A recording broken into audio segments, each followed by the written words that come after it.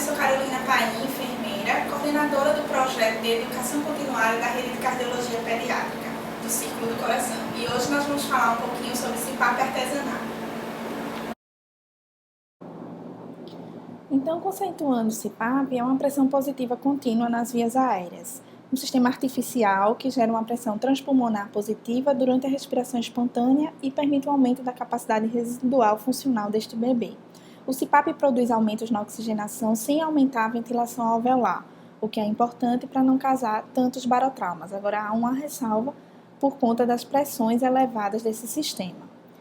Então, os mecanismos de ação do CPAP, ele estabiliza a caixa torácica e otimiza a função do diafragma, previne o colapso alveolar e melhora a complacência pulmonar, conserva a função do surfactante pulmonar, redistribui o líquido pulmonar, melhorando a mecânica respiratória e reduz a resistência respiratória por dilatação das vias aéreas, facilitando a entrada do oxigênio. Então, colocando em prática. Então, montar e checar o sistema é fundamental antes de colocar no pacientezinho. Colocar a parte distal do circuito dentro de um recipiente contendo água até a altura desejada para gerar pressão positiva em centímetros de água. A gente vai ver isso aqui quando for fazer a prática. Posicionar o recém-nascido em posição supina, aproximadamente 30 graus, para facilitar a abertura dessas vias aéreas.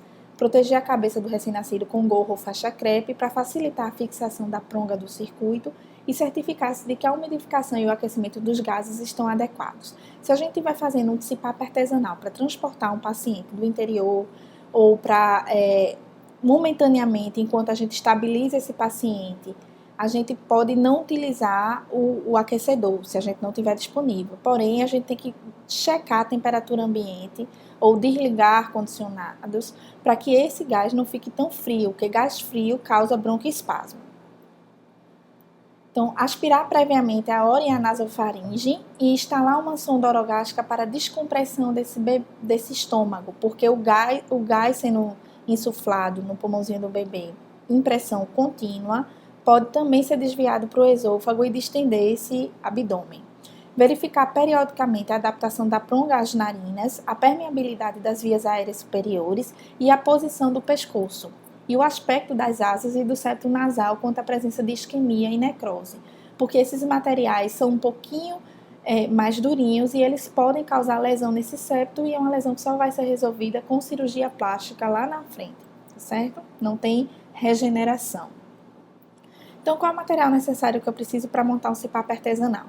Eu preciso de fluxômetros de oxigênio e ar comprimido, eu preciso de umidificadores para ambos os gases, o aquecedor, se disponível, látex, que pode ser da forma que você tiver, de silicone, do próprio látex mesmo, lâmina de bisturi ou tesoura, e eu gosto muito de utilizar tesoura, mas se você não tiver tesoura disponível, pode utilizar a lâmina de bisturi.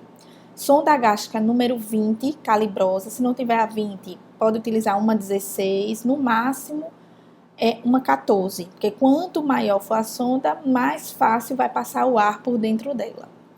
Para a gente fazer a pronguinha que vai no nariz do bebezinho, a gente vai utilizar a sonda tamanho 6. Abaixadores de língua ou para coleta de citologia, também pode ser utilizado. Faixa crepe ou atadura e água destilada de 500 ml. Esparadrapo e o fósforo ou um isqueiro ou uma fonte de calor que vai te ajudar a queimar a pontinha dessa pronga para evitar machucar o bebezinho. Lembrando dos volumes de gases de um CPAP, né, eles têm que ser utilizados com fluxômetro, porque eu preciso controlar esse volume, e para um recém-nascido a gente usa um total de 8 litros de gases por minuto, certo? Então a gente tem uma tabelinha que correlaciona a FiO2, o oxigênio e o ar comprimido. Mas aí eu preciso decorar essa tabela? Não, existe uma regrinha básica que fala que você pega o primeiro número da fração expirada de O2 solicitada pelo médico e subtrai menos 2, ou seja, uma regrinha, né? Subtrai o 2. E aí, quando eu subtrair esse 2, ele vai me dar o valor de oxigênio que eu preciso instalar nesse CPAP e eu complemento com o ar comprimido os 8 litros por minuto. Um exemplo, FiO2 de 30%, eu subtraio 2 do 3 da frente e do 30 e ele vai me dar 1 litro de oxigênio e eu complemento com 7 litros de ar comprimido. Se ele pedir um CPAP a 70%, eu tiro 7 da frente dos 70, subtraio 2 e ele vai me dar 5 litros de oxigênio.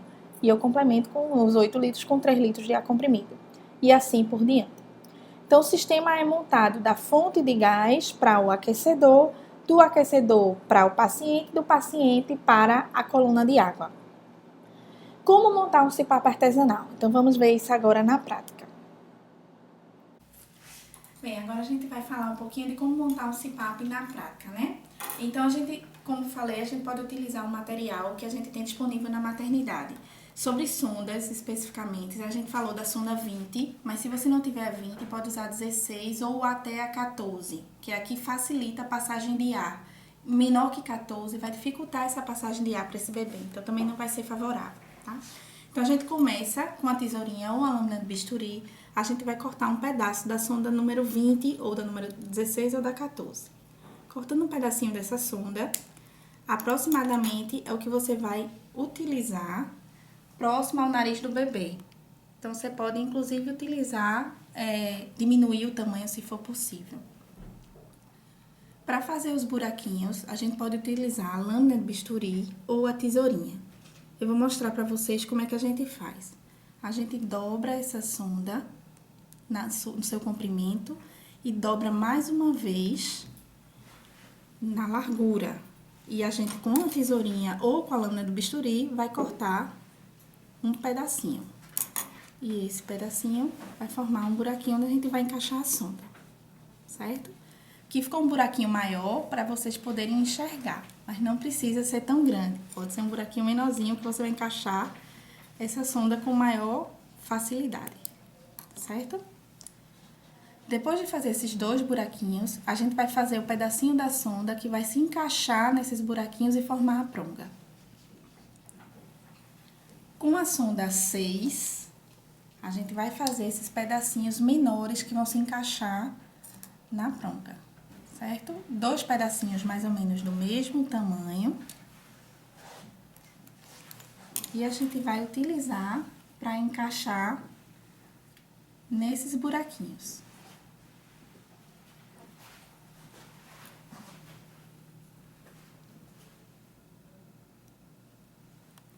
Depois de encaixar nesses buraquinhos, então quanto menor for o buraquinho que você formar na sonda maior, vai fixar melhor essa prongazinha. Se você tiver dificuldade, você pode botar um pedacinho de esparadrapo na ponta dessa sonda e encaixar mais fácil nesses buraquinhos, certo?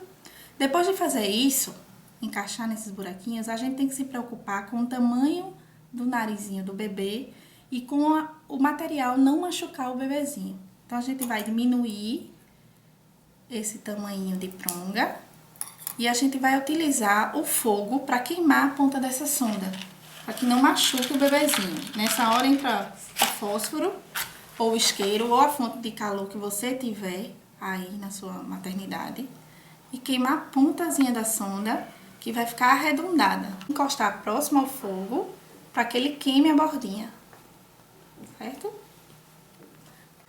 E o importante é que você vai verificar que a bordinha dessa pronguinha ficou arredondada, então isso não vai machucar a narina do bebê durante algum tempinho, certo? Mas também é importante a gente, quando for colocar no bebê, não deixar muito apertado esse sistema para que o septo nasal não fique forçado aqui, não seja uma área de isquemia e fazer aquela necrose que a gente viu na fotinho lá da imagem. Depois dessa parte montada, a gente vai utilizar uma parte de esparadrapo, um pedacinho de esparadrapo, para fazer a nossa régua de coluna de água, certo? A gente vai usar o 0 na base do esparadrapo e a cada 1 centímetro da régua, a gente vai marcar um ponto positivo que vai ser 1 centímetro de coluna de água. Aqui nesse esparadrapo eu fiz até 8 centímetros, que é o ideal para a gente usar no CPAP artesanal. Acima disso, a gente já sabe que o bebê está precisando de uma pressão muito alta, então a gente já tem que mudar a forma de ventilar esse bebê, né? Provavelmente é um bebê que está precisando ser entubado e ser ventilado de outra forma. Depois de fazer isso, você vai utilizar um frasco de água destilada de 500, como a gente tinha falado. E nesse frasco, na base, a gente vai grudar o 0 dessa fita, desse esparadrapo. E vai colar esse esparadrapo ao longo do frasco, certo? Então, eu tenho aqui mensurado a cada centímetro de água para que vai fazer a pressão no nosso sistema. Aqui vocês podem perceber que eu botei no mais 6, ou seja, a pressão desse sistema vai ser 6 centímetros de água positiva. Se o médico pedir para você fazer um sistema com 7, com 8, é aí onde você vai marcar a coluna de água. Depois de fazer isso no frasco, a gente faz um buraquinho em cima e despeja a água, deixando no local exato da nossa coluna específica solicitada pelo neonatologista ou pelo pediatra que está com você aí no plantão. Assim que você terminar de fazer isso, a gente vai usar os látex de silicone ou o látex do próprio material látex, como vocês chamarem, para fazer o sistema que vai ficar dentro desse frasco. Nesse silicone, a gente vai utilizar aqueles abaixadores de língua ou as paletinhas de citoscopia que a gente tinha falado aqui, para fazer um peso na ponta desse sistema, certo? E antes de eu colocar essas paletinhas, eu vou cortar um V na ponta desse silicone. Por que eu vou cortar esse V? Porque esse V vai evitar que o sistema seja vedado se estiver colado ao fundo do frasco. Então, a gente vem aqui e corta um Vzinho na ponta do silicone, que pode ser com bisturi ou com a tesoura, não tem problema. E coloco esse silicone entre as duas paletinhas abaixadoras de língua.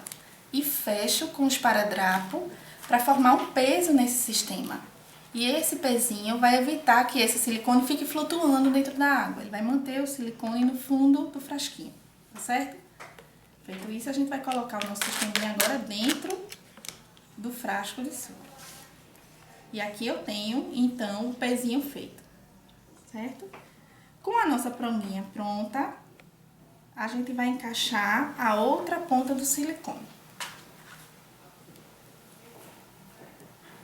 Certo? Estamos quase terminando o nosso sistema. Com mais um silicone, a gente vai encaixar um torpedo de oxigênio que já deve estar com o umidificador e a outra pontinha também na nossa pronguinha. Para evitar que esse sistema se desconecte, você pode utilizar esparadrapo ao redor dessa sonda com esse silicone, tá certo? E deixar o sistema um pouquinho mais seguro para o transporte do paciente. Como é que a gente vai saber se esse sistema está funcionando antes de colocar no nosso paciente? A gente vai abrir o oxigênio. Deixa eu só girar aqui. E aí a gente vai vedar a saída de ar com os dedinhos. E você vai perceber que no frasquinho de água, eu agora vejo a borbulha do sistema. Essa borbulha me mostra que a pressão está sendo exercida dentro do sistema e que esse sistema está funcionando adequado, ou seja, ele não tem escape de ar, né? Isso significa que está sendo efetivo para o paciente. Testado o sistema, agora é a vez da gente colocar no paciente. Colocar com cuidado na narinazinha do pacientezinho. Aqui lembrando que é um manequinzinho, né? Então a gente não vai ter tão perfeitinho o funcionamento preso. E aqui você vai ajustar o rostinho da criança às faixinhas da cabeça, tá certo? Lembrando que aqui você pode usar ou uma touquinha que tenha na maternidade, ou uma touquinha do próprio bebê, ou uma faixinha crepe, não tem problema. É só para você poder fixar melhor esse sistema. Lembrando apenas de ajustar bem a pronga ao nariz do bebê, sem forçar muito o septo e fixar isso com esparadrapo naquela touca ou na faixa crepe que você estiver utilizando. No mais, assim que instalar, a borbulha tem que funcionar e aí o CPAP artesanal está pronto e pode ser utilizado.